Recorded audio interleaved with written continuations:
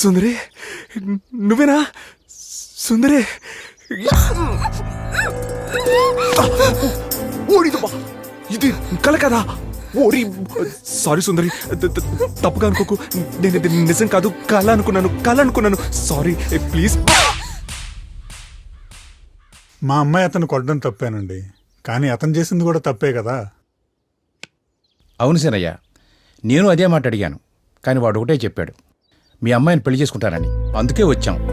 నెలకు ₹1,00,000 జీతం, కానీ అమ్మా నాన్న లేని ఒంటరివాడు. అన్నీ నేనే పెంచాను. నేను ఇక్కడికి వచ్చింది ఈ ఊరు సర్పంచ్గా మీకు చెప్పడానికి కాదు, వాడికి ఒక కుటుంబమై మీతో మాట్లాడటానికి వచ్చాం. మీరు చెప్పింది అర్థమవుతుందండి, కానీ ఒక్కగానొక్క కూతురు ఒక్కసారిగా పంపించాలంటే. మీ కూతురు బంగారం సీనయ్య, కాదనను. బంగారాన్ని ఇంట్లో పెట్టుకోండి, ధైర్యం పెరుగుతుంది. పెళ్ళిడికి వచ్చిన ఆడపిల్లని ఇంట్లో పెట్టుకుంటే భారం పెరుగుతుంది. ఆయన సిగరెట్లు మందు తాగుతారు. మానేస్తా, పెళ్ళాక అన్ని మానేస్తా. రీడి పర్ఫార్మెన్స్ ఏం నమ్మరా? ప్రామిస్ అండి.